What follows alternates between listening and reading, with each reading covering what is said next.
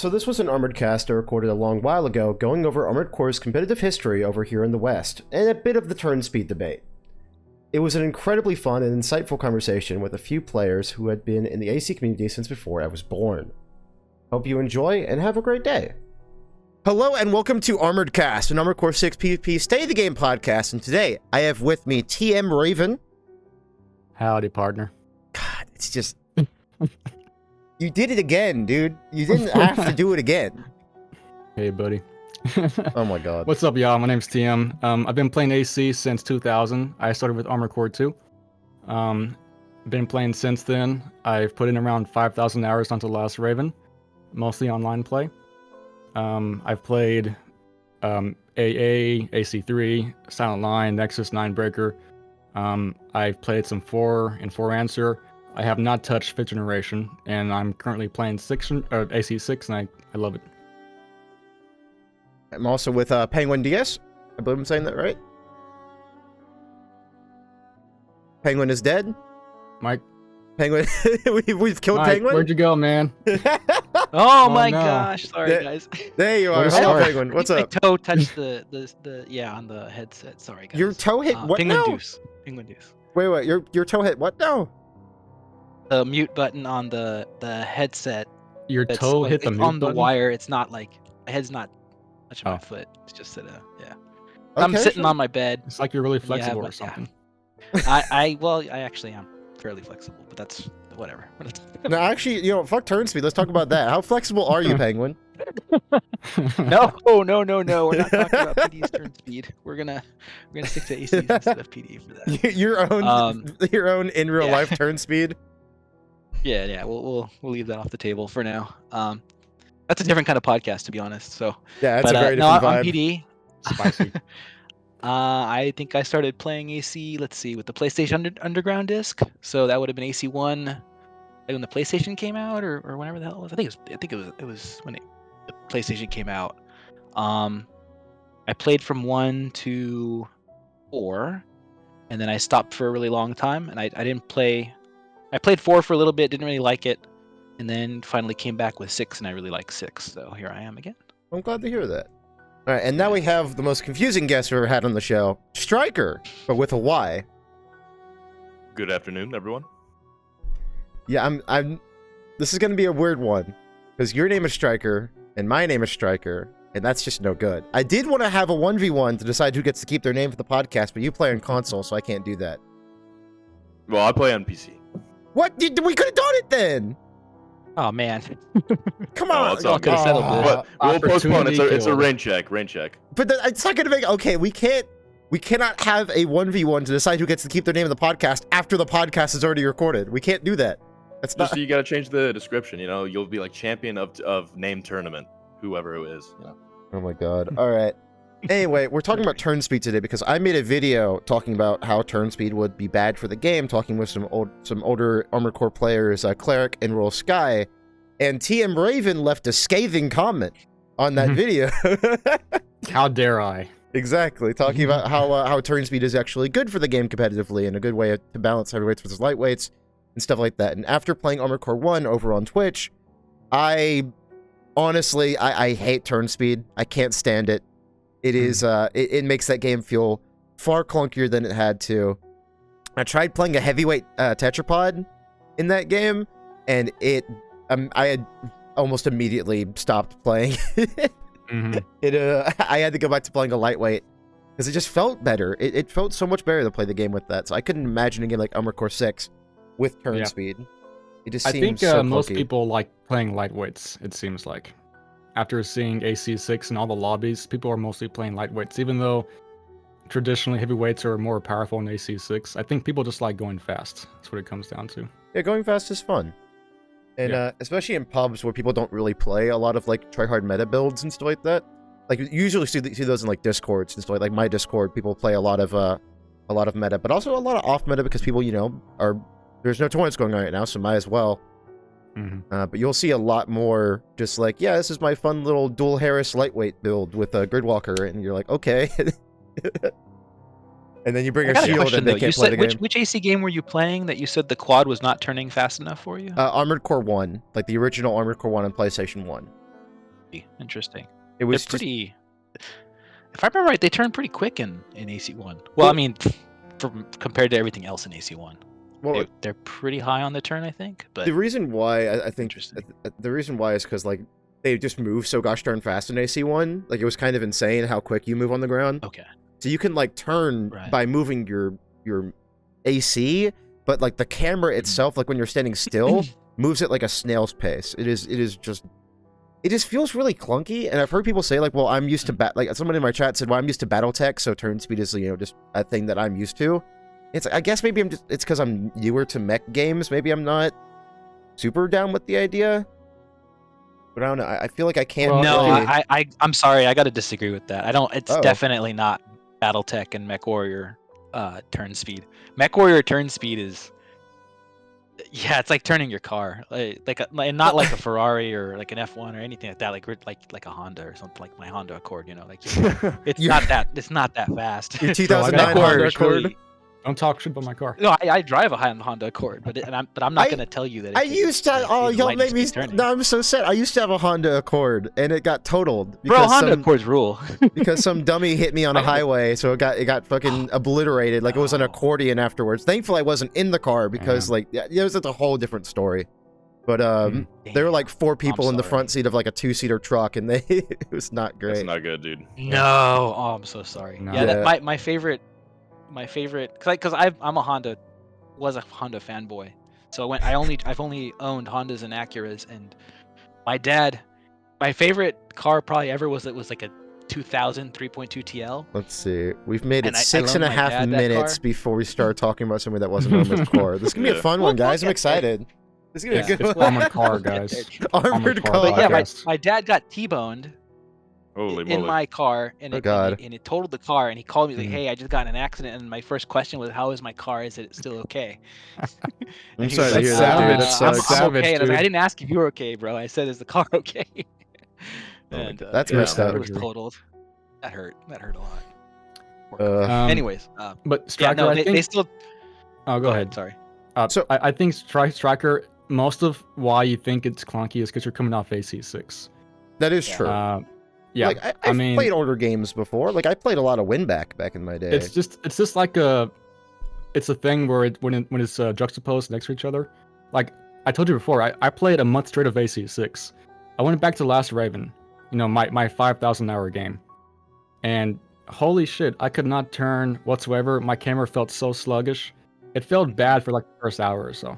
Yeah, there's a part of me that thinks that like, yeah, turn speed might be good for balance, but imagine AC6 with turn speed, and players will like jump into it, like modern players, like today's age of players, will jump in and try to move their character, and they hate it, and then they just don't even like give the game a chance because they just can't move their camera.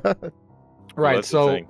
Go ahead, sorry. so before doing the podcast, I did watch World Skies. He had a video about turn speed. I think that's what made you guys do the first podcast about turn speed, was his video. That's why I grabbed them.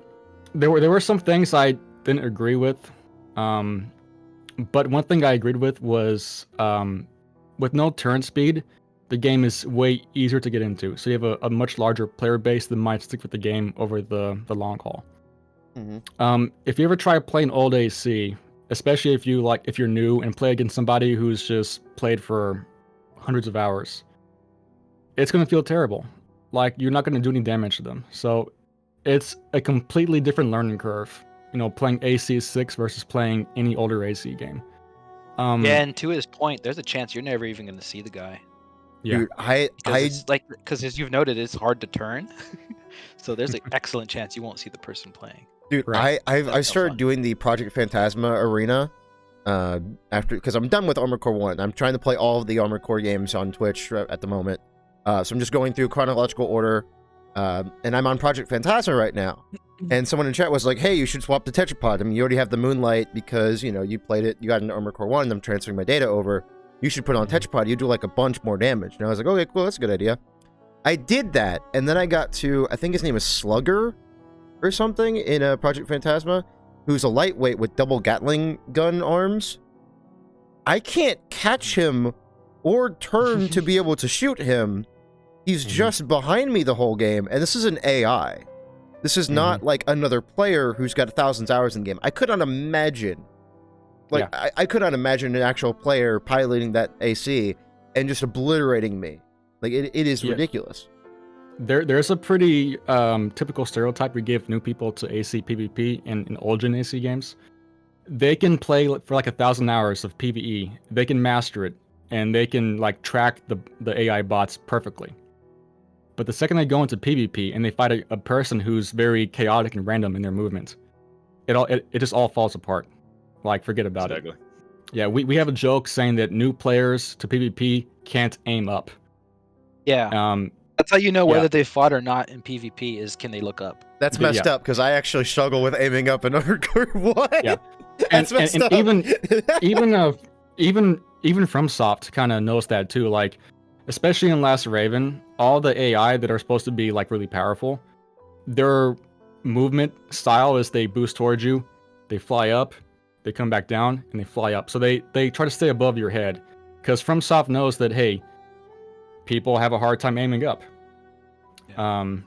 So and Last Raven is known to be like one of the hardest AC games ever, mostly because of that movement style. Like, they can't aim up against these really fast AI bots.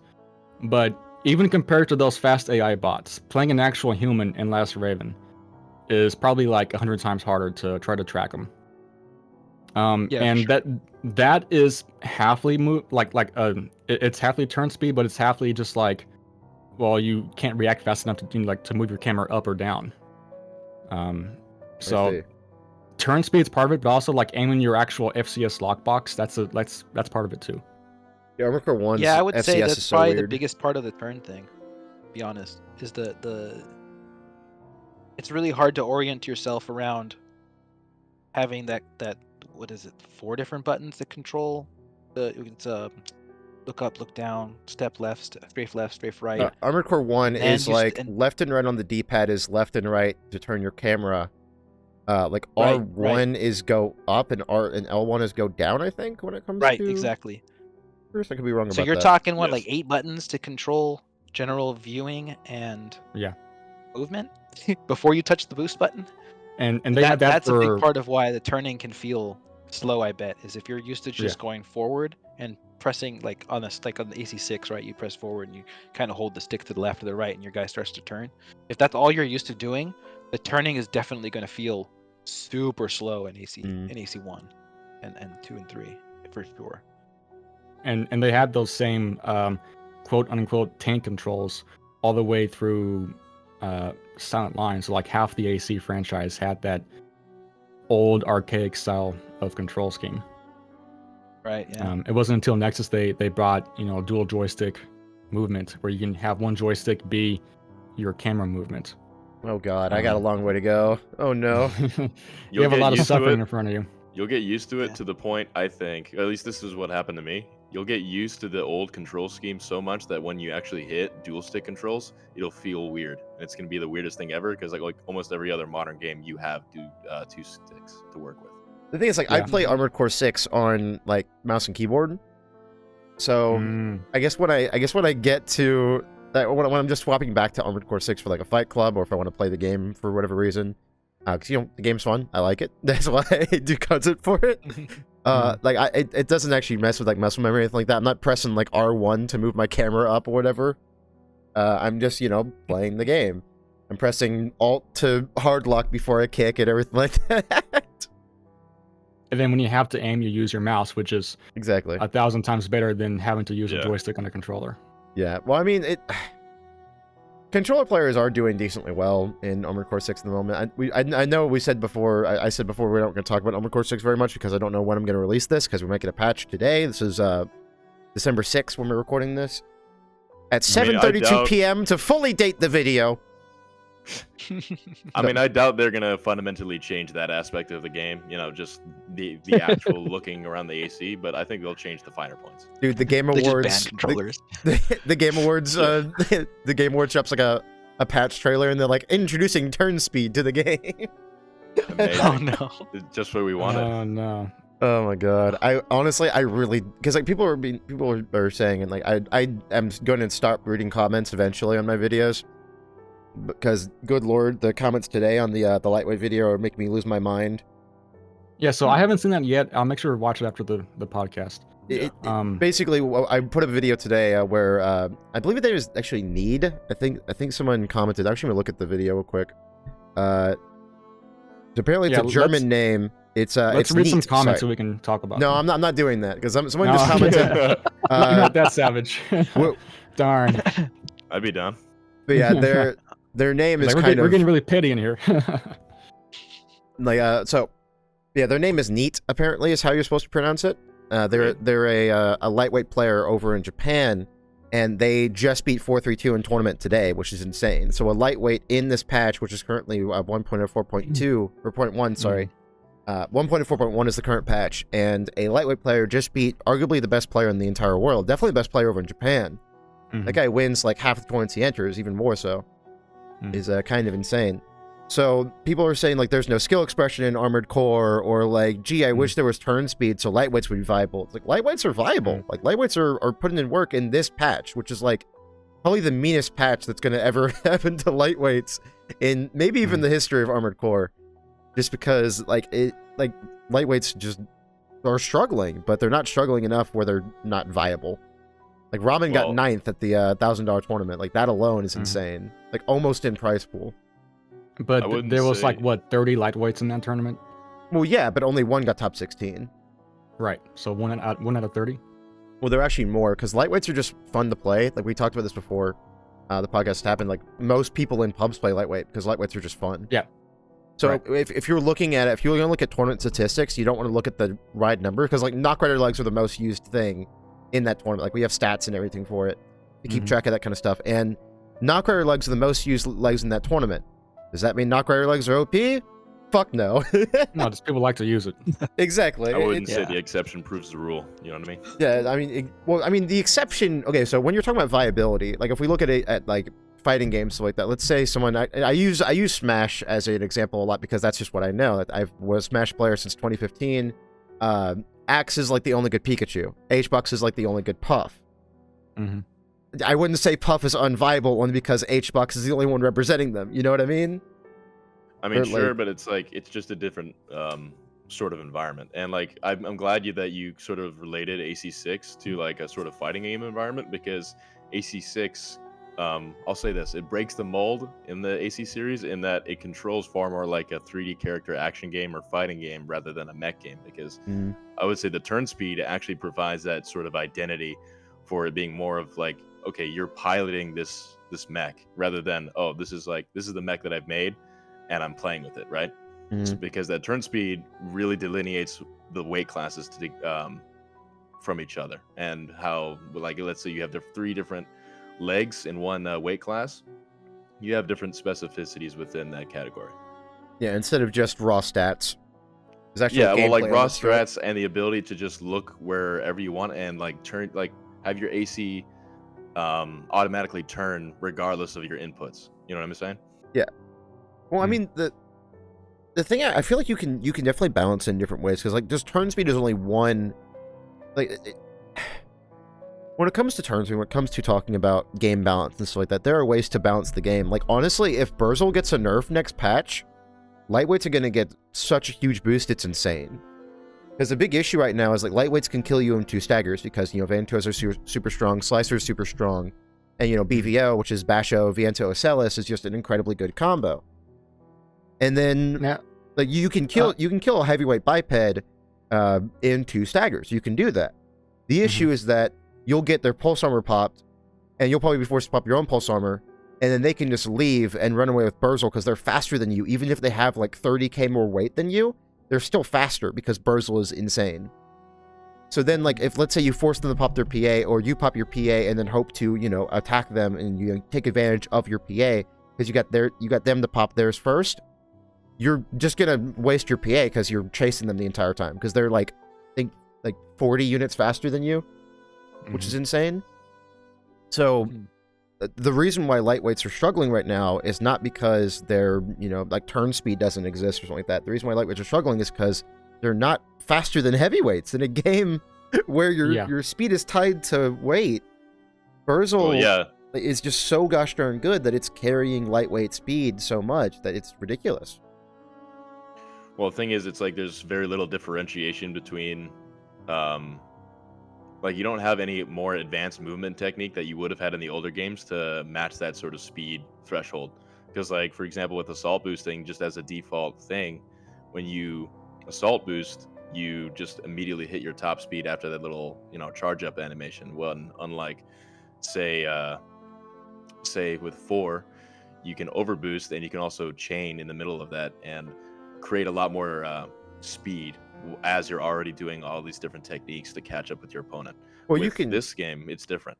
Well, you can when in Armored Core 6, you can assault boost and then like move your camera to the right and assault boost and quick boost to like the left. Well, not quick boost, but like press left or right to like you basically tilt your camera in one way and move your character in the other, and you'll gain a lot more speed. Risa was actually using that to good effect in the top 16 of the $1,000 tournament, where she would like make her basically just grab her AC and yank it forward is what it kind of looks like to gain more speed and get more kicks off, which is really cool. There is movement tech. The issue is that any movement tech that you can use, your opponent can also use, because a lot of movement tech is based off of AB and not quick boost. Like there's a new tech that was found where if you're in the kick animation, you get staggered. Gravity will actually affect your AC, which is incredibly broken. Like I can make a whole video about why that's stupid. But especially when it comes to Slicer, because imagine you get you're playing BVO, right? You're playing the meta lightweight, and you get your stagger off, right? They're in the sky, and all of a sudden they just fall out of your Slicer, like just go straight down out of it. No, that happened to me today. Actually, they just drop like a rock. Yeah, it's way harder to punish somebody when they're in the air, as opposed to on the ground. Yeah, it's completely ridiculous. It is a thing that definitely needs to be changed, but. Going back to just turn speed as a concept, it's like it feels bad to play with, and there are other ways to balance the game around heavyweights versus lightweights, or even midweights. Like the thing is, midweights have no identity in this game, because wrecker legs exist, so if you want to make a sub 75k weight build, you just use wrecker legs, and you're like half the way there. To having over 2,000 attitude stability, 75k weight build.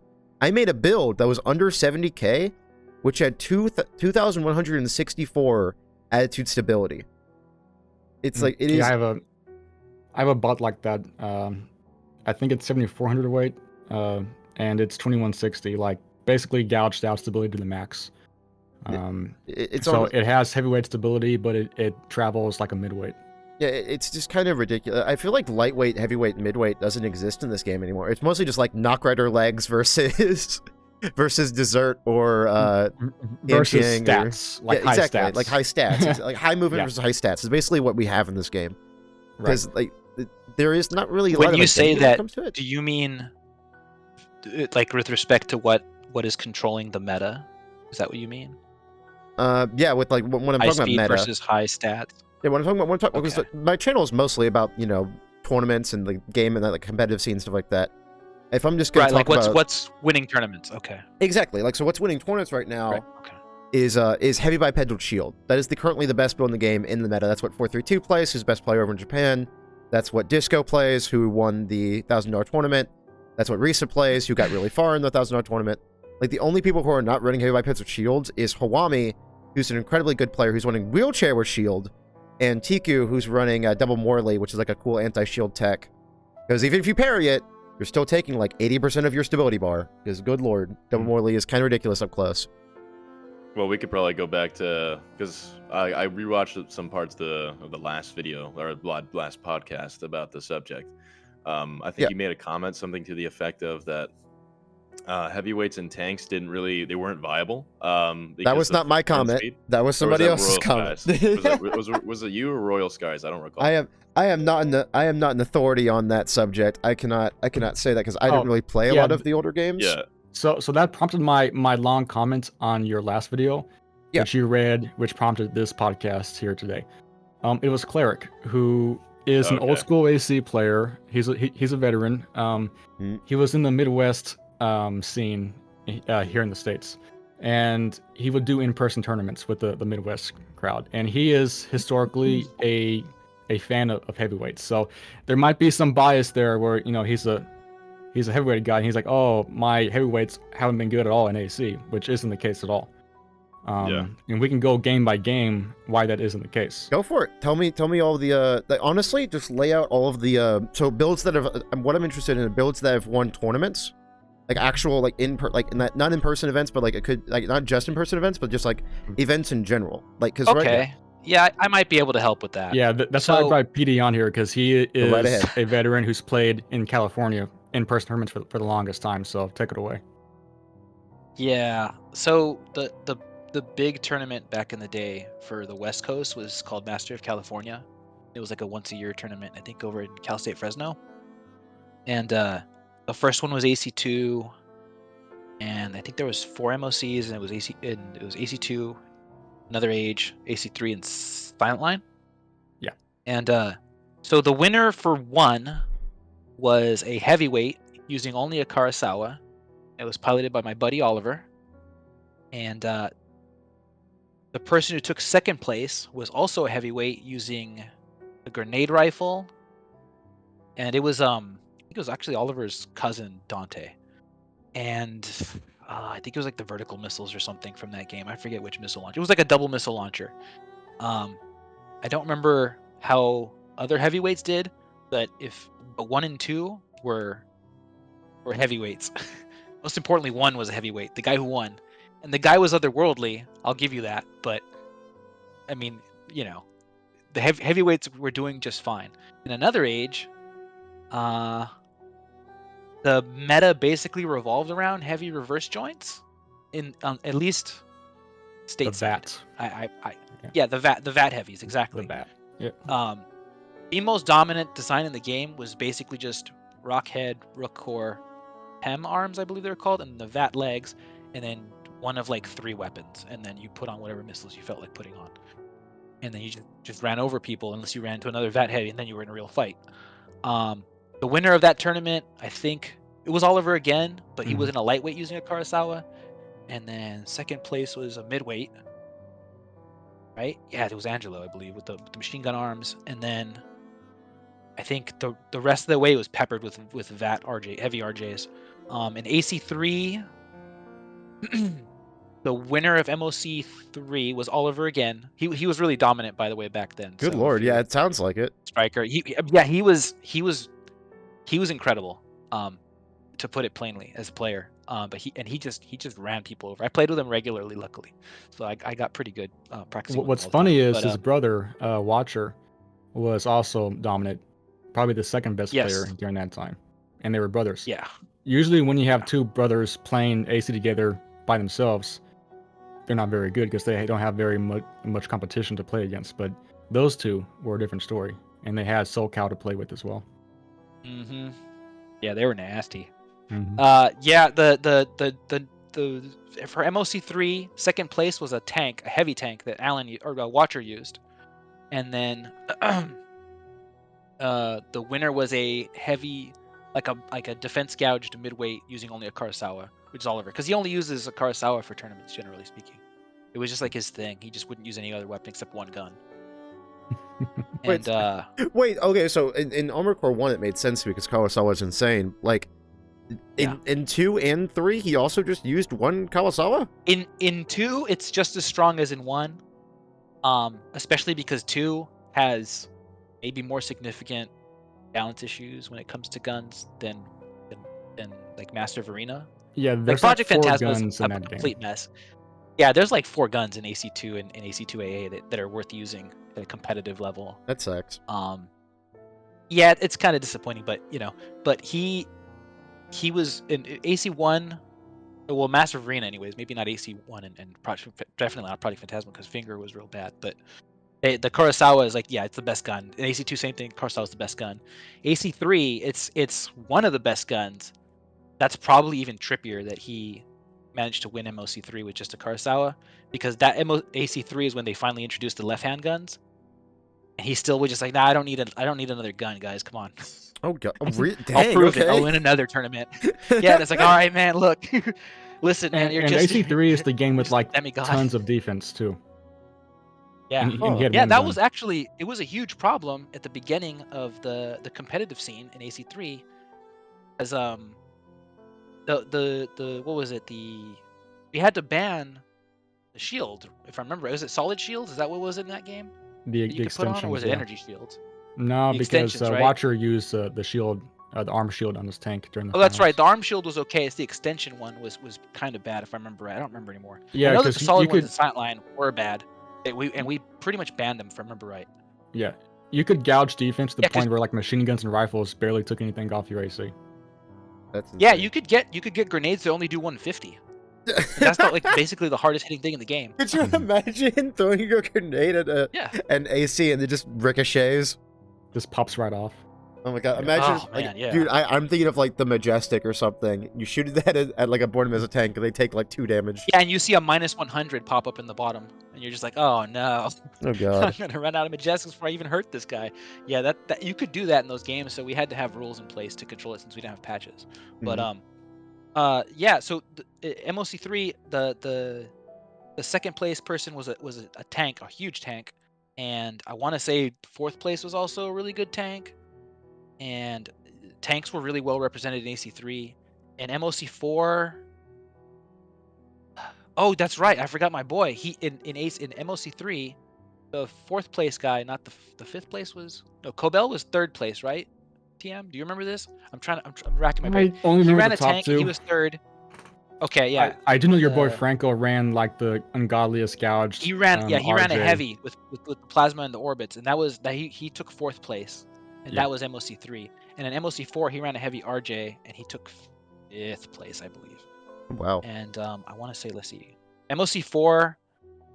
That was Silent Line. That was kind of a weird one because heavyweights were pretty good, but midweights finally, I think, started kind of pulling ahead in terms of what you'd want to be if you were playing competitive. Mhm. And so let's see. Watcher won, and he was a light. I was 2nd. I ran a mid with really heavy defense. Who was 3rd? 3rd was a light. 4th was a mid. 5th was a heavy RJ, and then I think 6th might have been a tank or something, or another mid. And then it started getting heavier after that. But Yeah. I guess the point is, heavies are pretty well represented in tournaments out here on the West Coast at least, and I Mhm. want to say it was the same thing over on the East Coast. We'd have to get some of the East Coast guys from back then if they're around still. As I Yeah. recall, there was a couple of them that were like really into heavies, and they were good with them. So I at Interesting. least for like tournaments, that just was not true. That heavies were not good. We can talk Nexus. They were a little too. tricky to play, but yeah. Yeah. Oh, you can talk Nexus, yeah. Unfortunately the videos aren't online anymore, but MOC5 is for Nexus.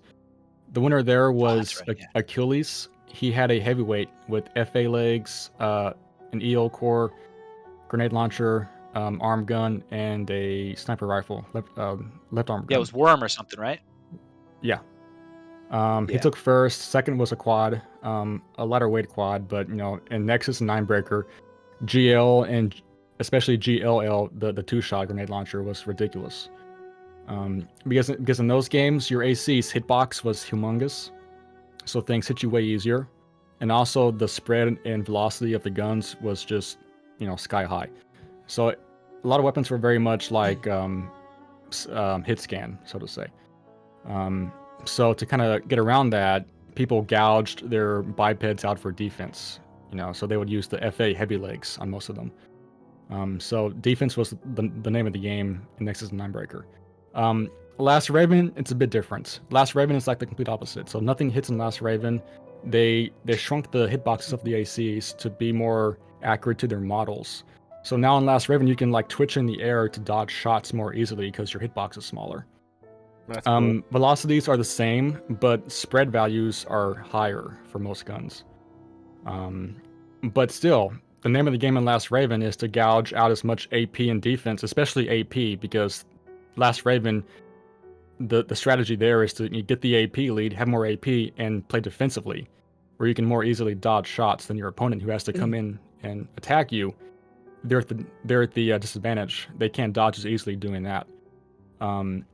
The Japanese famously hate Last Raven. They call it Dark Armored Core because nothing hits. And the Japanese are famously very passive in their playstyle. Like if you see them play Silent Line, all they do is they have 2 rifles. They overboost at you, they fly by you and chip you a little bit, and overboost past you, and they just keep doing the same thing over and over again. So they're very, very passive. They don't like taking chances in AC games. So in Last Raven, they were constantly playing max range, getting timeouts with like only 2000 AP taken away, during the whole match. So they actually like games with really large hitboxes, like Another Age, Ninebreaker. I hear they like Verdict Day a lot, but I can't comment on Verdict Day. Striker with the Y can comment on Verdict Day. Striker with the Y. Yeah, Striker with the Y. Yeah, definitely. What were you talking about? Sorry, I was reading something. He's reading comments. Right. Yeah, Yeah, he's fine, like, that's let me see the comments on that one video. Yeah, on the lightweight video. Yeah. So let's talk about 4 and 5th generations, because we don't know too much about those. Yeah, I'd love to hear about that, because I started with Armored Core for Answer back when I was like fucking 12 years old, playing it on sleepovers with friends and stuff like that. Just like playing my little like dual blade lightweight with shoulder boosters and back boosters and just going super duper fast. You're the kind of person that we all kicked out of rooms on because it caused like massive lag desyncs when you go. Yeah, I didn't play online. I played LAN, so. Oh, okay. Yeah, I played with that's like not so bad. I played with like 3 of my friends. Yeah. Yeah, I mean, so my I'll start off with history just real quick, because I didn't really do it when we first started. I started with AC4 back in 2011. I didn't really do any multiplayer until about 2017, where I started with For Answer really in PvP, and then did a little bit of Verdict Day, and this was all on Xbox 360.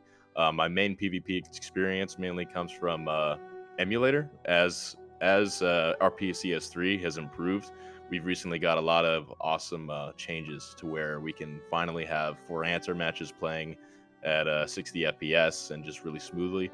Oh, cool. Same goes for Armored Core 4, which had a few peculiar issues like the clone glitch, and Verdict Day, which mainly just had a lot of issues with rendering in the first place. But now we can actually do free battle on that game. So I'll start with Armored Core 4. Unfortunately, I didn't really get that early PvP experience, but the scene was pretty big, as far as I can tell.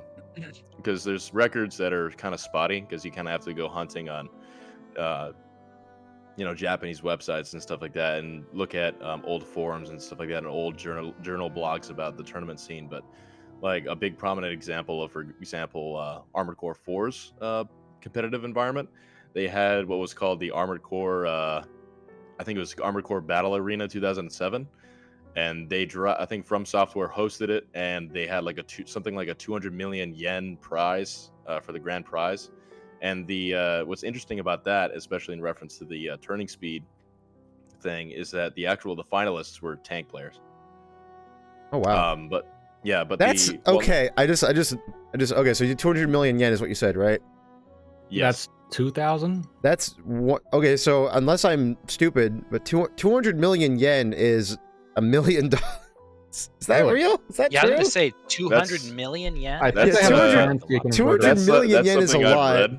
That's something I read. I don't know how accurate it is, but I just know that it was prominent enough that it was one of the highest prize pools that they've ever given, from Soft anyway. And the sponsorship back then was really quite something as well. Like they had a guy, if you look him up, they probably still have some records about him, but his name is Elia Kawate. And he was a dude in the guy that's on the cover. I don't know how to spell that. Come on. I'll let you know later. But I don't. Anyway, yeah, they had a lot of cool stuff. But going back to the actual game itself, in AC4 and extending on to For Answer as well, heavyweights were probably one of the strongest classes, if not the strongest weight class in the game. Just because of the fact they were able to control distance very well. And they had a tool for every occasion. And this is especially true for tanks, because they had in their bays, instead of like, for example, in 4, let's say I'm just running a midweight or something like that, I can put like a pocket blade or like a pistol in my hanger. But for tanks, you can actually put a full-size weapon in there. So what you could do is you could cross-wield, where you could have a sniper rifle and like a sniper cannon. and then have a bazooka and a grenade launcher on your shoulder and your other arm.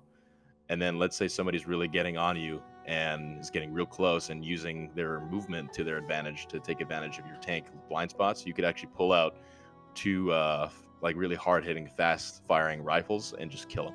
And they can't do anything about it. Well, you can do something about it, but you have to really be on your game. But 9 times out of 10, you're going to get melted by those rifles, just because you're able to control that much set play with a tank. And the same thing for heavyweights. It's just that you have all of your tools there, and you have those defense values that are applicable to whatever anybody would throw at you. I don't have too much knowledge on every single regulation for each regulation in 4. But moving on, actually, let me talk about midweights for a second. Midweights, like Are you making you popcorn, mentioned earlier. Striker? No, I apologize. No, my roommate's just making a protein shake. Oh, okay. Go Yeah, ahead. no worries.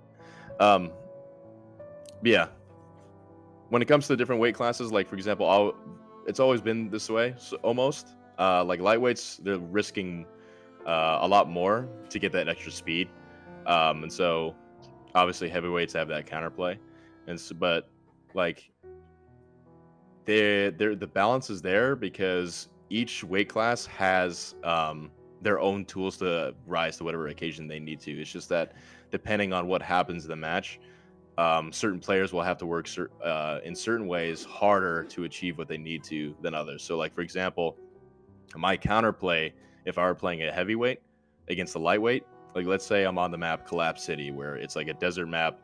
It's not like a huge desert map, but you essentially have a cluster of skyscrapers in the middle of it. Is this So 4A? what I do, this is 4. Okay. Yeah, so in 4 on Collapse City, what I do as a heavyweight is I'd float or normal boost like away from that cluster of skyscrapers, and then let's say I have a missile launcher and a sniper cannon, I could start firing those off and just getting that just DPSing from long distance, or I guess you could call it. Because there was something called, I mean, it is in 6, but it's done differently. There is something called AP lead, where if whoever had the highest AP amount at the end of the match, obviously they would win. But unlike 6, it was a direct numerical amount instead of a sort of a point system and an AP value system. So obviously heavyweights and tanks could take very much advantage of that by going off into the distance where there's not a lot of cover for the lightweight to take advantage of, and just start pelting them with whatever they needed to. And if they got close, and well, first of all, they have to have that movement tech to get the lightweight or the midweight or whatever would have to have the movement tech down in order to get close to begin with. That heavyweight could pop a grenade rifle or bazooka, for example, or even like a laser rifle like the Canopus, which was that game's Kurosawa, to just put in that close to medium range damage when they needed it. And they 9 times out of 10, or at least in my experience, it's a lot more difficult to out damage them. You'd have to pull off a lot of different movement tech in order to really fire back or punch back in that sense. And in 4 answer, so like the comparison between 4 and 4 answer is a bit different. Like 4, I would say is more of like the word kind of doesn't mean too much, but it's more of like a tactical style of play. It's slower, a little bit more slower paced, even though there is quite a few bursts of speed, and there is a lot of fast gameplay in that game. That game doesn't quite cover the same distance that 4 answer does in terms of like movement. Like you're going way faster in 4 answer, and in 4 answer, I'm not like, let's see, I'm trying to recollect my thoughts. Go for it, dude. When it comes to 4 answer, it's the same sort of environment, just sort of different and enhanced. Like tanks have everything that they get in 4. Heavyweights do as well, and heavyweights from 4 still remain to be the strong or one of the strongest builds that you can make in the game. But it's not like lightweights didn't have their charms as well. Like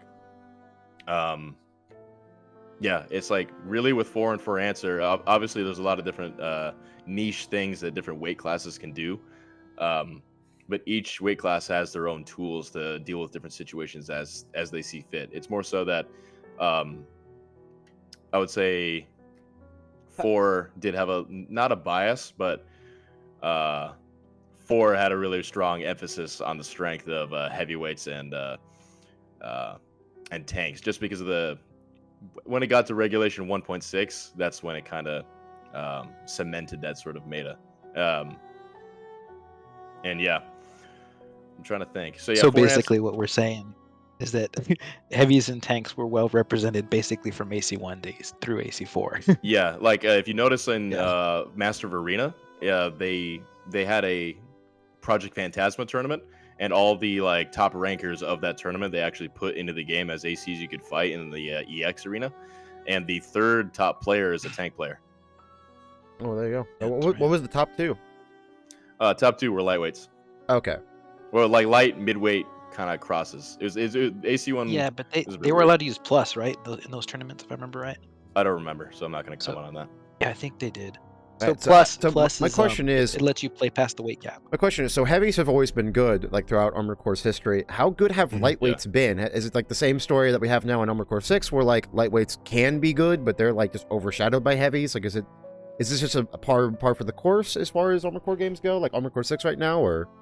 Well, I think the main problem from Armored Core 6, and I will go back and comment on like in reference to the older games, Armored Core 6 is different because by and large you don't have that same movement technique because you're locked into animations in order to execute certain things. It's like, yeah, there is a certain level of movement tech, but it's not to the same degree as you'd find in for Answer Verdict Day. And that's just because of the level of capability of control that you have over your mech in those other games compared to 6. So like, let's take I'll take For Answer for example. There's a channel by a long time JP player, has done a bunch of tournaments, whatever. His name is Bezel. You can actually find on his channel a very, very good video displaying the capability of lightweights. So you have him fighting a pretty strong tank player. And this is also sort of like you'll find in JP, there's a lot of training rooms where like the room will specifically be like, okay, this room is for like you have an AC, you don't have any weapons, but all you're doing is like training against missile patterns. So you'll have like a bunch of players just firing missiles at you, and then you just train against that. And like, for example, like this room they were kind of displaying was like a lightweight versus tank match. And so all this lightweight had, he was in a almost full lay higher build, which is a lightweight build. He was running circles around the tank essentially, because what you can do is you take advantage of, so there's something called second staging in Armored Core 4 and For Answer, where you have your quick boost, but if you depress the trigger to a certain amount, you get what's called a second stage, and the second stage gives you a greater boost, basically for free, and allows you to cover a lot more distance and get a lot more speed very quickly. So if you master the game, you're able to really control how your AC moves, and that's not cool. to mention your quick turn, your chain boosting. Chain boosting is essentially chaining a bunch of different boosts together in order to move in a certain direction in reference to your opponent, because you have left quick boost, front quick boost, back quick boost, etc., including your like overboost, which isn't really used as much, just because you have primal armor, which is something like AC6. Primal armor? Yeah, like primal armor is like an extra set of defense. At least one on top person of got your that actual joke. I AC. was making a reference to a voice line. No, yeah, I remember. I just don't want to keep going. You know, you yeah. can keep going. Sorry, I can't hear the word primal armor and not think of that fucking voice line from Armored Core For Answer. Yeah. But yeah, when it comes to like the strength of these different ACs, like especially in that video in particular where Bezel's fighting the tank, you can see that every time the tank is repositioning himself so that he can fight the lightweight properly in that close range, he just moves to the next flank over and over and over again. You're gonna have to that's send not me a these matter of videos so I turn can put speed. them on screen because I want to see this now. Yeah, definitely. I'll send you a bunch of stuff. I'm super done. But that's not to say the tank is just completely helpless. It's just a matter that these two players are at different levels of skill, and at the same time, there's certain limitations that each weight class comes about. You know, and that's not to mention the fact that you can also tune turning speed in 4 and 4 Answer directly as a stat. Yeah, I was told you had to. You basically maxed that out. Everyone just had. You had to max it out. That's So I not was told. exactly true. Oh, cool. Like you have the option, like basically the stats that you always want to tune to the max are energy output, energy capacity, um, usually lock speed, and like your quick boost values. So like your main quick booster, your back booster, and your side boosters. That's like your main things. And then you want to also look at your lock speed if you got a lot of missiles, missile lock speed, and then if you're relying a lot on ballistic or on weapons, on ballistic weapons, for example, like say you got dual rifles or something like that, or Moto Cobra, which is a machine gun and a rifle, or maybe a shotgun. You want to tune maneuverability, and then and then let's say if I'm doing an energy build, I want to focus more on energy weapon skill because that's a direct like damage bonus. So there's a lot of different stuff you can tune, and that's not to mention the fact you have stabilizers, which so in AC4 and 4A you used to have a sort of pseudo weight simulation going on. So, for example, I could put stabilizers on my AC where they're essentially like little bits of metal and armor that you can place on different parts of the mech. They don't have any stat correlation with defense values, but what they do is they change your weight distribution. So, like, let's say I I change my weight distribution mostly to the right side of my AC. If I quick boost to the right direction, I'm going to go a lot faster. It's going to feel a lot more smooth. Um, and especially if I have it on like stabilizer on my bottom right foot, for example, I guess you could say that's not how it's listed in the stabilizer menu, but I'll also that like quick turn that I'll make will be a lot better on that side in particular. But like let's say I'm imbalanced, right? On my left side, I don't have a lot of weight there, so if I try to quick turn on that side or turn on that side, it's going to be a lot more sluggish in that regard. So what you can do with lightweights, and well, with any weight class at all, because you can do it with any AC parts or any AC, is you can put those stabilizers on there to help you with gaining speed and with gaining turn speed as well. So there's a lot of different factors going into how these matches play out, and the player's skill in general. So it's not just the fact of like how AC6 everything's kind of forced into close to medium range, you know, except for missiles. It's like you have all this array of options for you to conduct your business in that game environment. And when it comes to Verdict Day, I'm not as experienced in Verdict Day as I am in 4 and 4 Answer, just because, you know, I grew up with 4 or whatever. But the main thing with that, I mean, all like turn speed, everything else like that is all in there except for stabilizing and like stabilization. You have tuning for weapons, and you have those 3 damage types, which I'm sure you've heard of. No, actually, go ahead and hit me with it. Okay, then, yeah. So what you in that game, what's different about, let's say, from 4 for Answer, or really the older games in general, you have 3 damage types, which is KE, which is kinetic. You have CE, which is chemical, and then you have TE, which is thermal.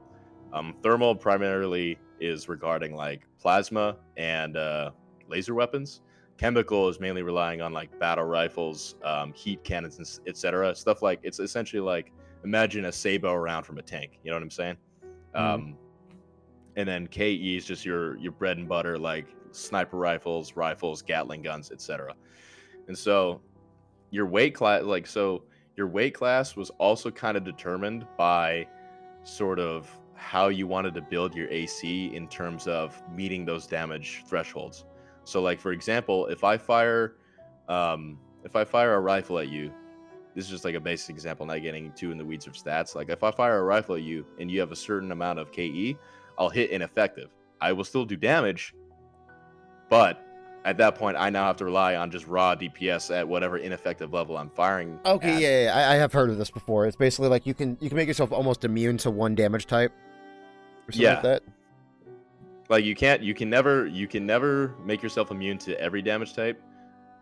Usually, what ends up happening is you have like one damage type that you're really strong against, and you have the other one, which is like sort of like medium to good level of a damage threshold, and then you have one that's pretty low. And so it was kind of a mix there, because you're simultaneously, not only are you building for whatever weight class you're wanting to do, you're also building for whatever sort of damage threshold you want to meet. And in terms of actual, like, let's say lightweight versus heavyweight gameplay, it's not the same as 4 and 4 answer at all in terms of the gameplay, because the basic gameplay is fundamentally different. But in terms of the capabilities of different weight classes, it's the same level of complexity, if not more, just because of the fact that you have different movement tools that create a different environment, as well as, I think, a higher degree of control when it comes to like glide boost and stuff like that. So, like, for example, there's one, I'll send you a video, I'll send you a video in post. But there's a really good video displaying kind of what I described earlier with Bezel and his tank gameplay, where this tank player is doing what's called border camping. So what you do is kind of like as a heavyweight player or as a tank player, and this is like, it's not as common as you think, it's not like a really super abused thing, but it's something you can do if you're in a pinch, kind of a dirty tactic. Like if you're a tank player, you can go to like the corner of a map and kind of just like sit there, and you can dominate the little area because you know that the lightweight needs a lot of certain amount of space to move in those flanks to get around you.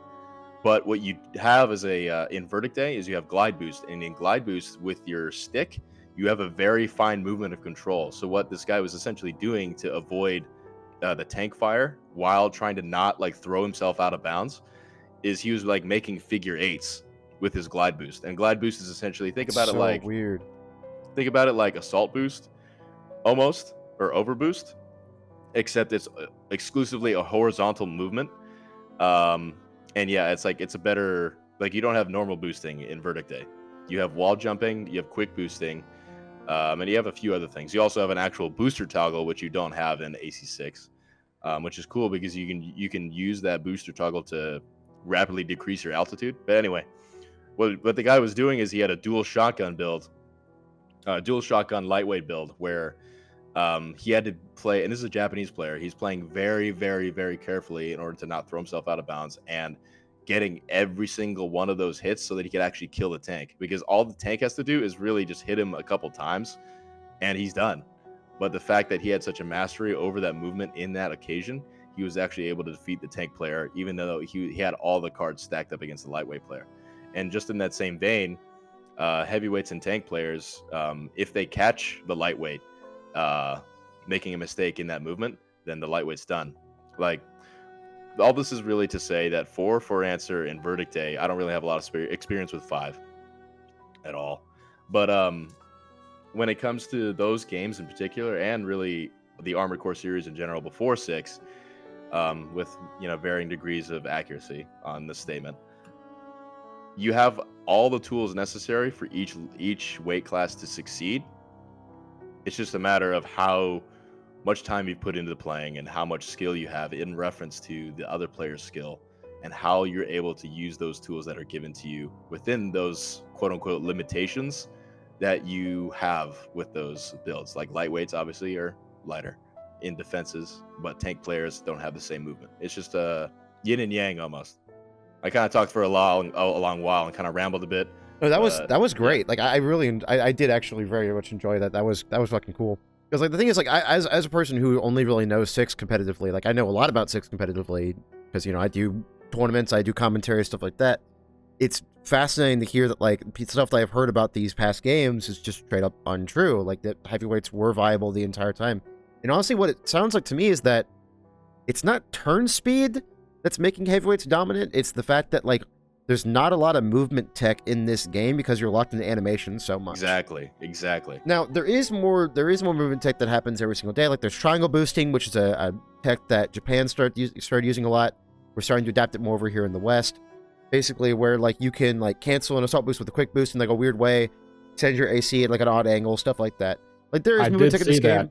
I did see that. There is movement tech in this game. The issue is that like heavyweights can use it just as well as lightweights can. So it's like it's a weird situation for the two classes to be in, where yeah, lightweights have like just by definition a higher skill ceiling, but is it high enough for it to matter is kind of the idea. Yeah, and that's the thing. It's like you basically get stat checked because it's not like you really have any long range options to really counter that, unless if you go just full missile boater, which that's Yeah. its own thing. Yeah, that's already That's- dead anyway. Because like the thing, like build lock kills lightweight rats. Like if we have a tournament where you can only bring one build, and you bring a lightweight rat, you're just losing because someone's gonna bring like a weird cosplay double Curtis build, and you're gonna lose to that because they're just as fast as you, and they're just gonna hit you.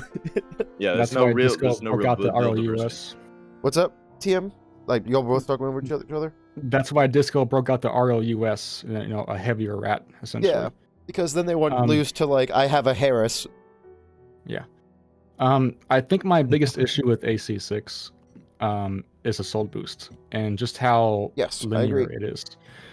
With the soul boost and the way you can lock on to the person while assault boosting, it's either you're assault boosting into their face to kick them and shotgun or whatever it is, or you're assault boosting away from them to run away to like get your stagger down or throw missiles at them from range, or just be far enough to where you can dodge just by the notion of being far enough away, because guns in AC6 have very low velocity. Like outside of say like 200, 250, there's no like thought required to dodge most of the guns in the game unless they're like a charged, laser rifle or something. Yeah. Or a majestic gus, proximity radius. In older AC games, overboost was very omnidirectional. You could overboost forward, to the side, or at an angle. You can change direction during overboost. And also, heavy ACs had nearly as much overboost speed as lightweight ACs. So, in AC6, one of FromSoft's answers to kind of balance lights versus heavies was to make it so heavies were supposed to overboost way slower. Now, granted, Burzult has something to say about that, but say like heavy tanks, their assault boost speed is like barely any faster than their regular ground movement speed.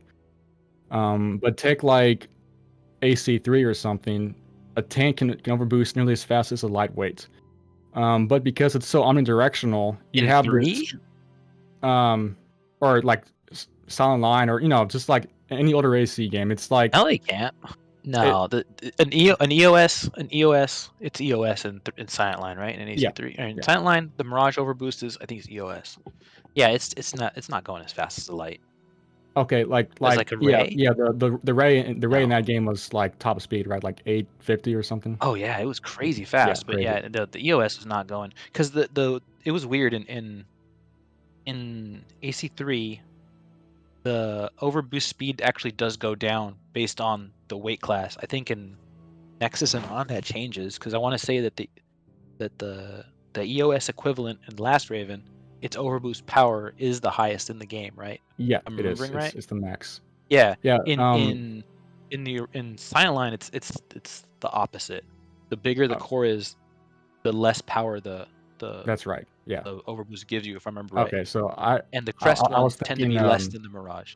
yeah, so I was thinking Nexus and onward. But Yeah, even in and 3, Last Raven, like yeah, that's true.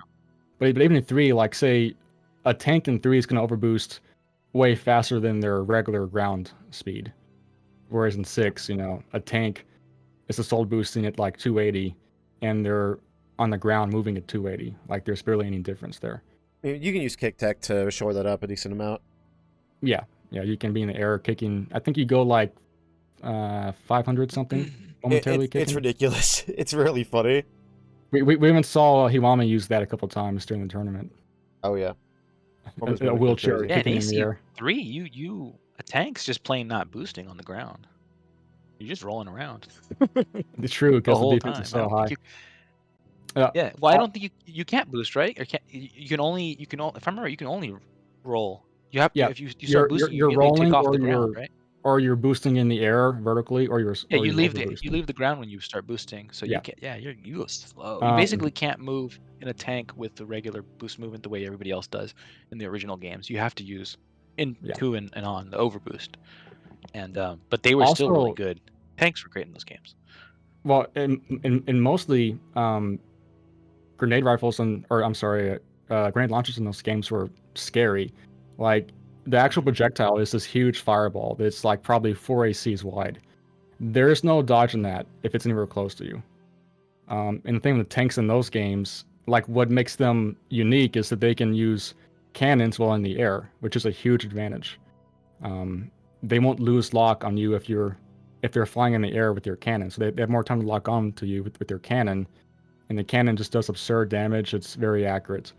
In 6, I don't know what makes tanks fun to play or special compared to like heavy bipeds or anything else. Like Well- to me, tanks in 6 are just I have more stats than you. I have like twice your AP. I have twice your stability. Well, I would actually do some pushback on that because what's tanks and quads have a special property where they don't have to stance with certain weapons, but also the tech for tanks and quads are very, very different. Like we already talked about kick tech with tanks, you can't do that on a quad. You can't do it on a heavy biped. There's also different tech with like insta-zuking, which is a tech where if you have a shield on a born Mizza or wheelchair, you can do a tech where you can like shield and then fire your bazooka. I don't know exactly how it works, but I can find a video of somebody doing it and put it on right now. Basically, you can insta-fire a bazooka while on born Mizza or wheelchair, stuff like that. It's honestly really, really cool. And tanks, again, just play very differently. They play more grounded unless you're doing like the kick tech to hover in the air. Because you can be in the air forever as a tank, which is really, really cool, just because of how strong that gosh darn kick is. Not to mention, like, if you look at Hawami's gameplay versus someone like Disco or someone like Risa, it's night and day. Or I mean, hey, if we're talking about quads, like we have like the Water Strider build, which is a 1, 2, 3, 4, 5 or PO4 booster quad that basically just hovers in the air and does like really quick boost all around. You get to like, I don't know, I think it's like 600 speed doing that. It's something insane on VP. Yeah, on the 1, 2, 3, 4, 5, you get to 600. Yeah, it's freaking ridiculous. It's like there's a lot of gameplay differences between the three viable leg types right now. I think RJ still need a lot of help because a lot of this game is played in the air and shields just kind of nullify the RJ kick, which is so it's like you can't really use the grounded quick boost super well, and the kick, which is like the best part of RJ's, loses to something that should be on almost every meta build unless you're Tiku. And if you want to, hey, if you want to RJ kick double Morley, be my guest. Go right ahead, homie. Go right ahead. Go right ahead. The issue is they just have no stability though, and I think stability is like AC6's #1 asset. Yeah, it is the strongest thing when it comes to Armored Core 6 because like you get stunned, it seems you die. like the only lightweights that are viable, it seems like, are the ones that fully go all out on playing into that stability game. Yeah, they have the 2 guns with the highest impact per second, and they have a blade that has nearly the highest stagger punish potential in the game. Yeah, the only 2 things that are bigger than they're more punching than Slicer is Pile Bunker, which you can't run on lightweight because it's too gosh darn heavy, and Chainsaw, which is Chainsaw. Yeah, it's a meme at this point. It's inconsistent. Chainsaw could work because it has really low EN. The issue is that you'd have to swap from your Viento, charge it, and then also like the damage doesn't matter. Like I can do 10 billion damage or I can do 6,000. It doesn't matter if you have 5,000 AP. Like which one I choose. There's a thing where go ahead. There's a thing where you can like do one swipe of a Moonlight, and it'll extend their stagger window like an ungodly amount of time where you have time to actually charge or chainsaw up and hit them with it. That's awesome. But it's very specialized though. I haven't seen that do it. Not to mention you'd have to give up a Viento and fuck that. Yeah, or a shield, you know. Yeah, it's like no, I'm not doing that. Yeah, it's very specific, very much specialized build. But going back to Assault Boost, yeah, it just makes it so the game is either in your face or you're running away outside of their effective range. And if that range only missiles are effective, or if you're Hawami, you can manual fire a Fasan like a badass. You can just snipe with a 0 proximity burst weapon that just is just straight up like that was insane. That was insane. I know a lot of people are gonna get bored because the grand finals of that tournament was a rat build versus a wheelchair tank, but like the manual aims there were ridiculous because both players were doing it. It wasn't just like Hawami trying to snipe a rat that was just shooting missiles. Like Disco shooting off nebulas and trying to snipe. It's like it's so freaking cool. It's so cool. I did hear Disco say that 80% of his shots with Nebula were with the FCS. He did manual aim sometimes to like shoot around corners to kind of like chip him because Nebula has an insane explosion. 16 proximity and then a big explosion. Yeah. Yeah, there's that, plus the projectile is huge, and then the explosion on top of that is also huge. But yeah, I think if Assault Boost were more of a dance like Overboost was in older games, it'd be more dynamic. And overboost being so good in those games was also a reason why slower ACs and their slower turning speed wasn't as big of a deal, because they can counter OB play, the lightweight player. So there's a dance to play there. Yeah, so honestly, like... Yeah, but overboost is fundamentally different from assault boost. It is. Realistically speaking. So Yeah, the whole point of this... You go ahead, sorry. Oh, I was just going to say that, like, I think From intended assault boost to be a primary means of movement in AC6. That's kind of what it feels like, especially looking at like how the statistics play out and how it's like, it seems to generally be, and Burzel really kind of accentuates the point that you can have like an extremely efficient assault boost they'll move you all around the map, and you don't really need to do the regular boost. And also the fact that they kind of, like, the regular boost doesn't cost energy anymore, because they're just like, yeah, it's just like, you're just gonna always use it, it's fine. What you really want the energy for is assault boost. Whereas back in like the older games, the regular boosting costs energy and assault boosting costs tons of energy to do. Or I'm sorry, over boosting costs tons of energy to use. But in the old days, over boosting was essentially like sprinting at people, like running your 40 meter, as opposed to just like jogging at someone. And assault boosting now is I don't know, it's like putting your car in third gear, fourth gear. It's like you have 15 okay, now we're up to seconds speed, on Santai, and then you can regen the entire bar in like half a second after that. Yeah, the whole game is balanced around assault boost, and honestly, like it is something that desperately needs to be adjusted more. It is such a weird. Yeah, I don't know how they would do that. But I'm sure they'll figure it out. What I would enjoy is giving it negative defenses instead of positive ones, because right now there's no reason to ever not be an assault boost. Right. If you took 30% more impact instead of 30% less, it'd be a lot more punishing to actually get hit while you're assault boosting. And I would give those defenses to quick boost. That way, quick boost actually matters, because right now doesn't really matter a lot. I mean, you can dodge shots on good latency and stuff like that, but if you could, let's say quick boost a bazooka and take 30% less impact, that would be quite nice, Don't give it iframes, fuck that. Somebody, I'm still like, no. People were back when the game first came out, people were like, quick boost should have iframes, and I was like, you're a Souls player, aren't you? It's like, just, that sounds terrible. That sounds just awful. Oh my god. Imagine quick boosting with Santai on like Alula Gills. With or Gills even with like a Noctrier core. You can do like 30 of those in a row. You just be invincible, especially when you're consider constantly like invincible. Like, dude, could you imagine? Like, okay, so melee already sucks in this game. Could you imagine it? Because like shields exist. Could you imagine if I could just quick boost a melee and just iframe through it? Like that would. No, thank you. Yeah, I would give like I think 30% makes sense to me, because like imagine if you're a lightweight player and you dodge a Zim shot and you're a little bit late, so you do actually get hit. You take 30% less because you actually did dodge it.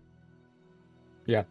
So nice. I don't think turning speed and manual aim is the way to balance AC6 out. I think it's fine as is. I think what they could do, like you said, make quick boost more viable or dominant. Maybe give lighter cores more efficiency so they can quick boost more often. Maybe give quick boost stronger movement in the air. Go ahead. If you look at Burzel's stats, the worst stat it has by far is quick boost. Yep. So how you take Burzel down is you buff quick boost and nerf assault boost. You don't have to nerf any stats on Burzel. We need system changes to make this game, to make lightweights just as strong as heavyweights. Because right now, lightweights are doing well in tournament, but they're doing well in tournament because people want to play lightweights. They're not doing well in tournament because they are like super strong and like hidden meta or whatever. People just want to play lightweights because lightweights are fun. Like, and it's just the one type that's fully taken advantage of the stagger system, from what I gather. Well, I mean, every single build takes advantage of that, besides like discos. Yeah, but he's a rat. That's his lifestyle. Yeah, it's a different play style entirely, where you just don't care about stagger at all. But with the way assault boost is, like, there isn't really a mid-range game. There's not. I mean, I even showed this off recently. I was using double iridium Fasan with the because long range play does exist in this game. Yeah. Like, you can use double iridium, which has really good explosion. Like there's like a distance. I think it's like 150 something. We talk about in the bazooka tier list, but it explodes after a certain amount of time or a certain amount of distance traveled. And you can, if you keep your opponent's IC in that distance, you can do tons of damage. With like Yeah. double Fasan and double Iridium, you can stagger, hit double Fasan, hit for like 7,000 AP. Like it, generally really fun playstyle. But you know what it loses to? Any close quarters build, because you can't get away from them because they're on Burzel and they're way faster than you. Or even if, like, let's say you're playing on Burzel, like a Burzel heavyweight with this weapon setup, you try to get away from them, they're just gonna head towards you. Like the game is so close quarters combat focused that, like, yeah, this long range build can work, but why would you ever bring it when everyone else is bringing a close quarters combat build and you don't really have a get off me tool, unless you give up one for like a hammer. It doesn't make the game is not built around long range play, so long range play doesn't work. Even if the weapons are like usable, it just doesn't work. And I think part of that was the game was eventually PvE designed, and the guy who designed it wanted to be in your face aggressive. You're fighting these bosses, staggering them in close, doing mad amounts of damage in close. And since the game has so much budget behind it, they were able to do these systems really well to the point to where they had a very good vision on how to accomplish them. So you take that into PvP, all of a sudden it doesn't work because PvP is totally different. You have a person who wants to play multiple ranges, but they can't. They have to stay in close. Yeah. I don't know. I think the previous patch they had for PvP is a step in the right direction, but I think there needs to be some serious big changes to, assault boost, quick boost, perhaps efficiency for quick boost. I really wish they made so a lot of the weapons were of higher velocity. That way you can not be forced to, getting close to a tank or heavyweight to actually hit them with stuff. Oh wait, so you mean they'd probably have to fix like Ricochet as well then, right? I hope. Yeah, Ricochet is a huge problem because the thing is, like, heavyweights are meta right now, and Ricochet scales off your defenses, which is really dumb. It does. Like, so, like, it's even more reason to play heavyweight. If you're on a tank, you can ricochet Vientos and handguns from like I think 90 meters out, something like that. That's too drastic. I think it's like 120 or so. It was something really really low. Yeah, it is quite. The effective range on a gun just doesn't matter because Ricochet exists. It's really silly. Yeah. Hopefully, I can fix that. But now, even then, it doesn't become a thing because like velocities are already so slow to begin with. Like you can, by default, dodge stuff by just boosting around, strafing around at like 250 or beyond at your regular speed, and things just won't hit you. Yeah, so even the actual sniper rifle in the game, the Harris, will ricochet at like 200, and it's like that's kind of silly because like that's the whole point of the gun is to be a sniper rifle. Yeah. Right. But yeah, I think we're gonna wrap up here. Anyone has any closing thoughts about just basically anything about like turn speed, like pass armor core, stuff like that? Because honestly, what this discussion has done for me is made it so like turn speed was never the problem. Turn speed was never even a problem. Like there's a good reason why they took it out of the game because it just apparently just never mattered. Well, that's not exactly true. Oh no! It 100% mattered in the old games. Well, I can't speak for 4 and 5, but turn speed it just wasn't like meta defining, right? It just wasn't meta defining. Like it's more so weight class defining. I see. And like more so like right. Like because every weight class and leg type has their own specificities with like each legs that are in that category. So it really just depends on it's like you're creating a build diversity essentially rather than a meta. So cleric and was it Royal Skies? They kind of made it seem like with turning speed, a lightweight can just circle around a heavyweight and good game. They can't do anything about it. That could be the case, but like if the heavyweight is good at counterplaying with overboost and also tracking on the like themselves, like if they're good at tracking, it can kind of counteract that. Like as a heavyweight, that's your balancing factor is you're giving up turning speed and mobility for having higher stats. And in AC, having higher stats is usually the name of the game. Right. And most of those games worked out pretty well. For example, in AC3, Franco took 4th place in MOC3 using a second heaviest legs, the heaviest core, second heaviest arms, and I think the heaviest head. He had near like max AP. It was funny. It was watching near max AP and near max defense, and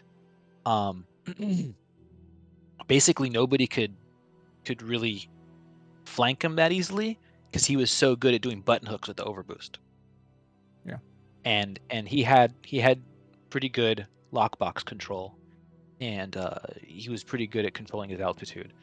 And combined with the fact that he was carrying around like a giant plasma rifle and a howitzer on his left hand, which the howitzer is like that's the standard in that game, but the plasma rifle nobody was really using for some reason, and it's actually like really accurate in that game and hits really hard.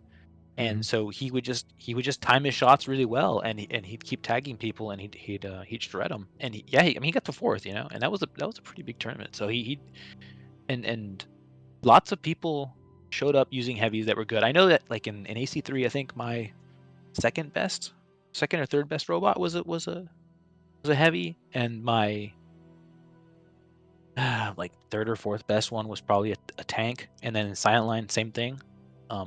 Okay, so Yeah, so turn speed mattered. It just Go ahead. wasn't the defining factor. Like the meta didn't revolve around turn speed. It was just a way to It define. doesn't make a heavyweight helpless, like Yeah. Right.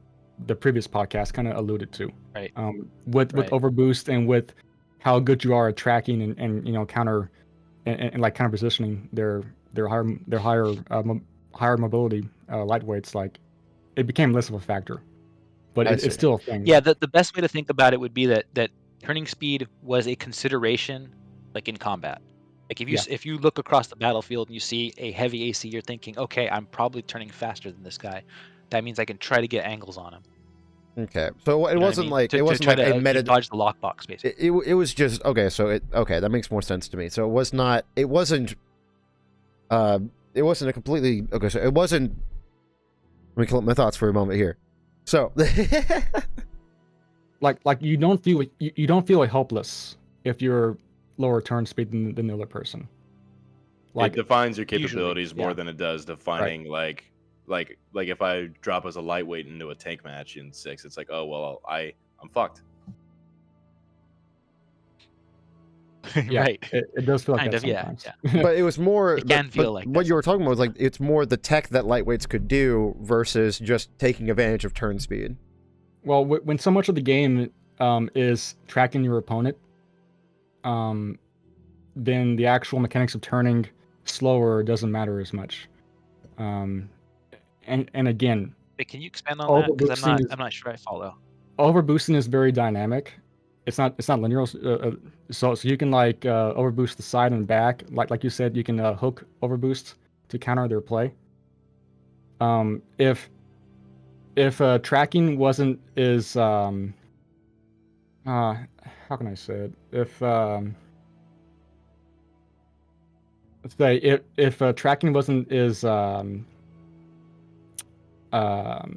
highlighted, the person with the heavier build.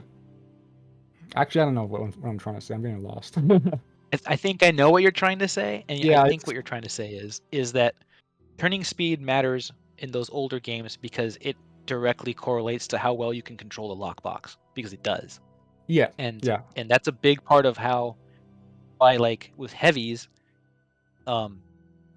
yes, you're gonna have like a bunch of advantages in stats, but what you're paying for in those advantages, the stats, is you have to have much better control of, well, to simplify it, the lockbox that you're using to hit your target.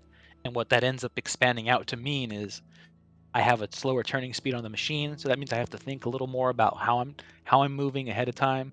That means I'm gonna have Right. to Yeah. control the So vectors I'm you're thrusting along.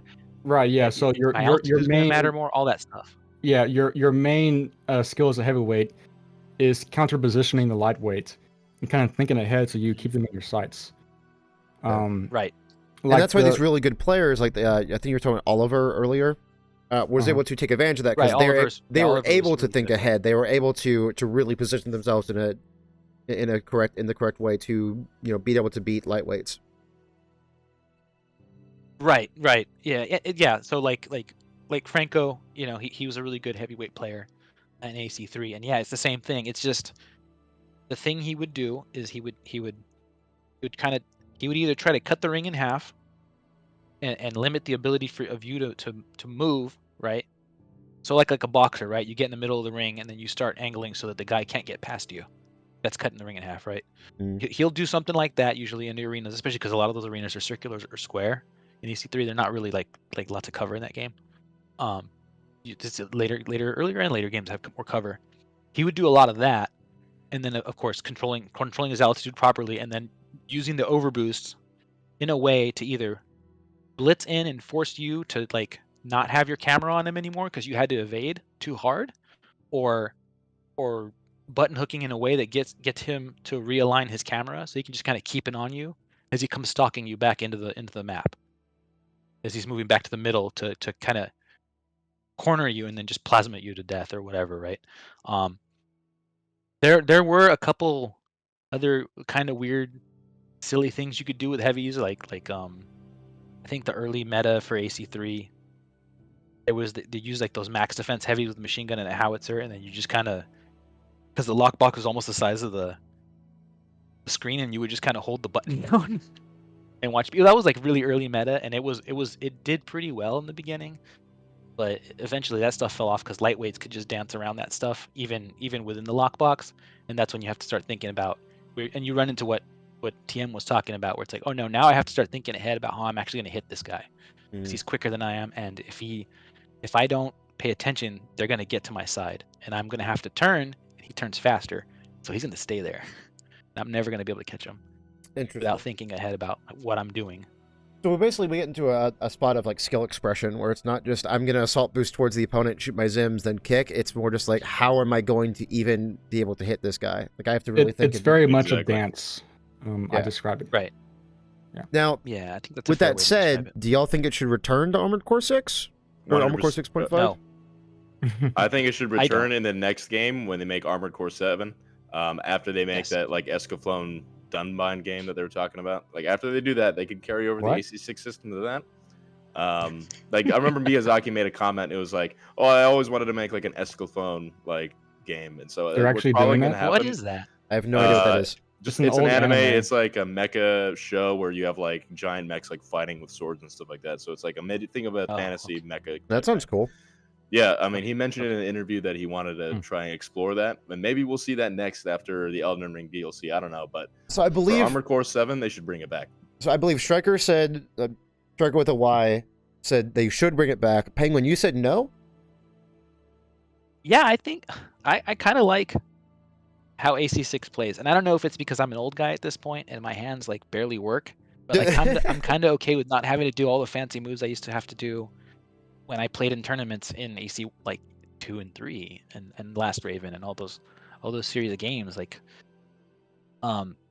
yeah, arthritis and stuff. It's just, I don't need to press all those buttons. I just want to have some fun after work. Yeah, I see what you mean. But no, and yeah, Raven, but what was your answer to it? Who, me? Yeah, you. Yeah, I mean, I can go either way, honestly. Like, okay, so we got one yes, one no, and one maybe. Yeah. All right, well, fuck me, Perfect. I guess.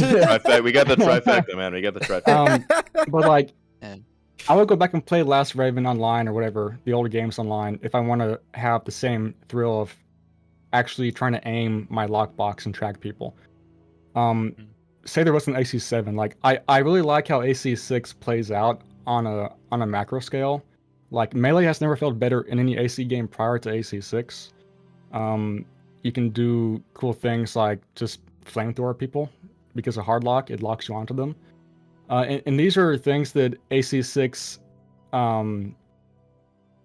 gives you the freedom of, because of its mechanics. So like in older games, there is no way you could, melee people or flamethrower people or, use shields. Oh, dude, as effectively as AC6. I tried to make a melee build in Project Phantasma, and I wish I hadn't. It is so hard to hit people with that, especially lightweights. Like, good luck, dude. Moonlight Tetrapod is impossible to play. You know what? I bet once you play it long enough, you'll get it, because they're actually really strong. Hopefully, melee lightweights in the AC1 games.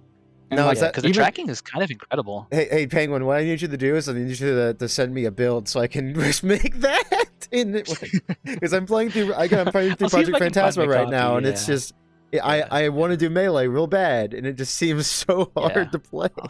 I'll see if I can't figure something out. Thank you. I appreciate that. Actually, so Stryker and I actually I think had the same opinion, right? That we think No, turning speed different. should not be brought back in AC6. No, but we Striker wants probably it back in 7. should see it in AC7. Oh, I see. Okay, Yeah, that's a I good would like point. to see it back in AC7. Yeah, but I guess what I'm saying is Striker that with an like eye. for AC6, I really like how it plays now, Yeah. conceptually. So I think what you were talking about earlier, where they need to make tweaks to the specifics of how the gameplay is playing out, is probably what I would want to see more than wholesale changes to how the game is played. If you follow. Yeah, I because don't know like if I'm making sense. the thing is when you make those drastic changes to a game like this, that we already have a very niche competitive scene. Imagine if they added turn speed and all of a sudden like a lot of people stop playing the game because it feels bad or something. We're not really going to get players back, like older players who just like stopped playing the game because it didn't have turn speed. Now we have turn speed. Like maybe a third of them will come back, maybe a fourth. Like it's not going to be a huge number of players coming back because now we have turn speed. And you're gonna lose a bunch, right? Exactly. That's why I want an expansion game as well. Because like, if we have an expansion game and you play through it and you unlock PvP again and you try it out and it's much better this time than 6's PvP at launch, because good lord, it was terrible. It's like you might get into it, but if they just have like a DLC and you just play the DLC, then you stop it and you play something else. You wouldn't give a PvP a second try. Right. It's funny you mentioned that though, because and TM, I think I've told you this like story before, but like when I started playing competitively in AC3 and all the way through Last Raven, like my style of play, I like intentionally made it like more aggressive, and I'll just use the word flashy for lack of a better word. You're still aggressive. Yeah, I know I haven't stopped. But yeah, well, part of it's just like personality, but but like even when the meta and the mechanics of the game kind of tell you, hey, you're not supposed to play this way, and so like you alluded that a lot of the Japanese players would play a more kind of patient and passive game, and a lot of twitch dodging and that annoying, like we're gonna shoot RF-20s at each other for 5 minutes, and whoever wins by 1 AP after saving off 4 AP wins the match.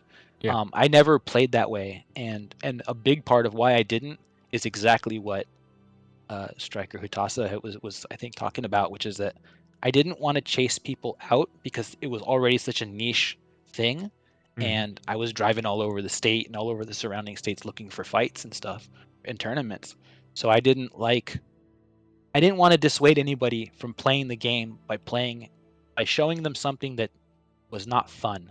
So I think it's all a matter of perspective when it comes to that, because like the thing is like Disco currently, he won the $1,000 tournament, stuff like that, and they play in a way that a lot of people really don't enjoy. But I'll be honest with you, there's nothing more intense than like Hawami trying to hit these insane manual aim shots while Disco's like trying to evade it with his life. It's like, especially after 11 hours that tournament ran. Yeah, it's poor guy. He pulled an all-nighter for that. Yeah, Hawami. Right, but the counter to that is I'll be doing 2-day tournaments in the future when I do majors and stuff like that. That's probably a good idea. Be a lot better. But the counter argument to that is, what happens if everybody plays like what was it, Disco? Yeah, Disco. Where it's okay. Yeah, the one that you guys are saying played the more obnoxious way.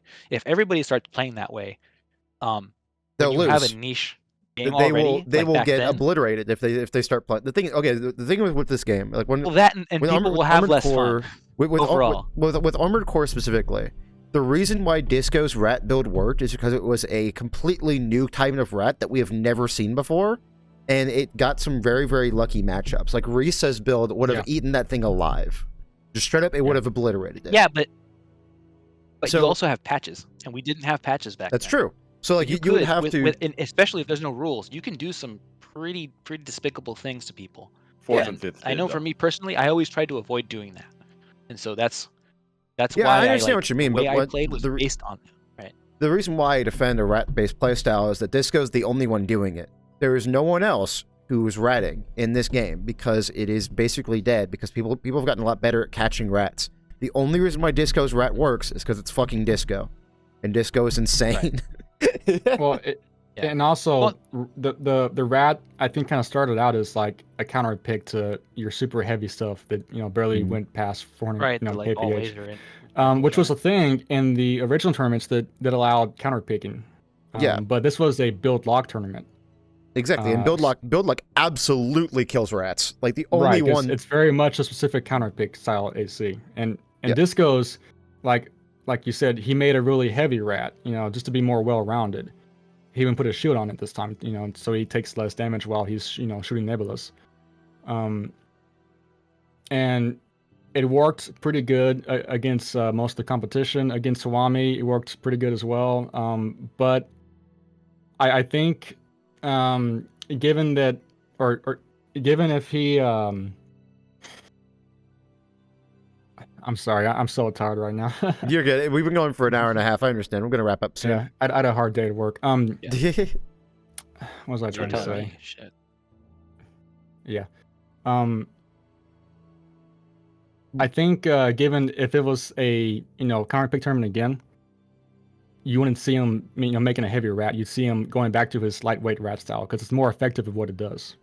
Yeah, this is why again, like we went to a build lock system because like we had such an issue of RPS. Like there was rat, cats, and lobsters. That's what we had for a long time. Lobster was basically the highest DPS build in the entire game. It was double LRB, double LCS, incredibly fucking powerful machine on 128 gen or 110 gen, NGI or 20B. I want to say. Was it? No, it's 20C. 20C is 128 would be the VE20C. Yeah, 20C. Yeah. I keep getting that confused. You'd think that it would go like in order of the highest EN spec, but no, it's like the highest one is 20B for some reason instead of C. It's all over the place. Yeah. Yeah, it's AC. It's ACB instead of ABC, which is fucked with my brain.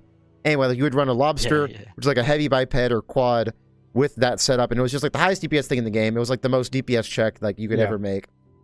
But no missiles, no shields, so it's very no missiles, no shields, exactly. So what you do that's easily ratable. Yeah, to beat that is you would run a lightweight rat where you would just like have like 570 AB speed and just run like double VPM, double MLTO4 hand missile, and you would just run away, shoot missile, run away, shoot missile, and then so basically what happened was the start of the game was lobster versus lobster, and then whoever lost was able to counterpick to a rat and then would win based on the garage.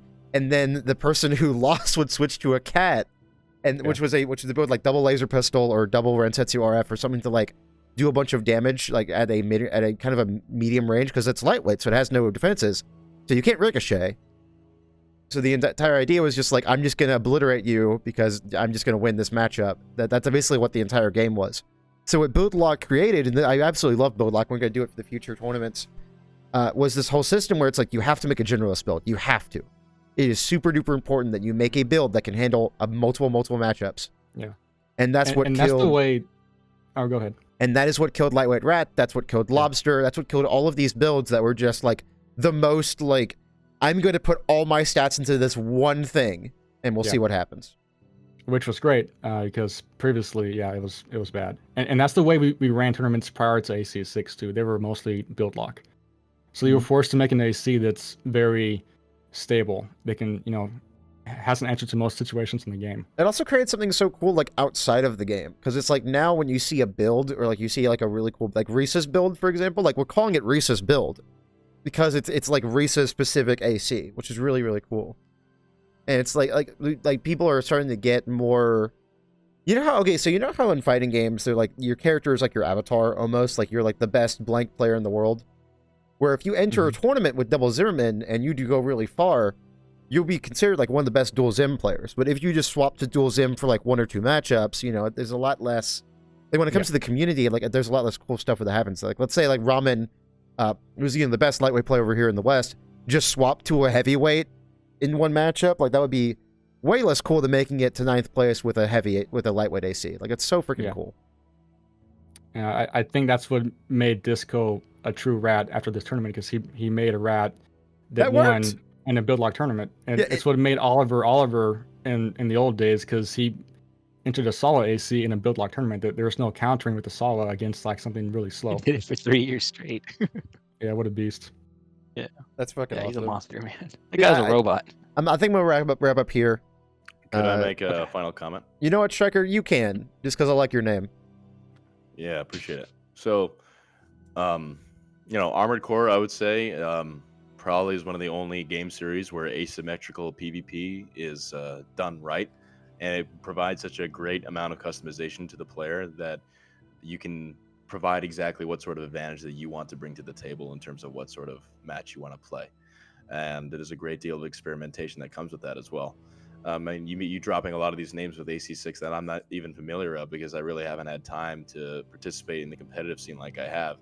But every single generation has those same people. Like for 4, you have Sewell, like 4 in France, you have Sewell, Hawk Brother, you got Lightning, you got Jose, Irrelevant, Bezel. Like you got every single generation has their own set of champions and set of like legends almost. And what's cool about Armored Core in general is you're sort of writing your own story when it comes to PvP. And I hope AC6 makes enough changes to where its own game environment can continue that sort of tradition. But in general, I just hope it does change back to that same old level of complexity where you have that rewarding sense of progression in just raw skill of learning the game systems and gaining such a greater understanding that it goes farther than whatever is considered meta or the perception of what a meta is. Because I think meta as a term shouldn't apply to Armored Core in general. That was well said. Amen. I like that. Yeah. We could talk about like metas and stuff like that, but it's already hour and 40 minutes going on. It's like Yeah, no worries. I need to go eat and work out and all that. Yeah, I stayed up till like 9 a.m. and I just woke up and I have not eaten yet, so I'm extremely hungry. So I'm gonna see y'all next time. ARMOREDCAST is back, or at least it should be by the time this video comes up. It should be weekly again, which is great. Y'all have a good day. Is there anything I can play? I know TM Raven has a channel. I don't know if Striker or Penguin do. Yeah, I do have a channel. If you like Last Raven, LCC and I, he's my buddy from Canada. We run fantasy tournaments every now and then. Oh, that's cool. Basically, a third party, whoever it is, they can enter an AC, and one of us two will pilot it in a tournament. So it's like a tournament by proxy. So you get to see your build, be played by 2 guys who put too much hours into Last Raven, and get to see it be used in a high level competitive environment. And we've done 2 of those already. We'll probably do a 3rd one next year sometime, early next year. We'll see how it goes. But yeah. That's cool. Hell yeah. Send me a link to that. I'd like to check that out. That seems cool. Once we get it announced, I'll link you to it, and we'll go from there. Awesome. When it comes to my channel, just fair warning, I'm not like a dedicated AC channel. I mostly just like throw a bunch of like footage. You got like Minecraft parkour. You got like Roblox. You got Lost Planet 2, stuff like that. But like I do have a lot of AC footage on there because my primary experience comes from playing on emulator on RPCS3 or PCX3 or whatever from the past few years. So there is active AC content being produced on that channel for sure, and I do make videos on different things. But yeah. Yeah, and I assume there's not actually Minecraft parkour and Roblox, and so that was a joke. Just letting people know. No, I had to make the correction because it's actually Roblox. Okay. Okay, so. Oh damn, he's on the Roblox. Yo, Roblox parkour, let's go. Yeah. And Penguin, do you have anything like a Twitter or a YouTube channel, or anything like that can post in the description down below? Penguin's really thinking about it. Wait 1 second. Oh, sorry, I thought you were still asking.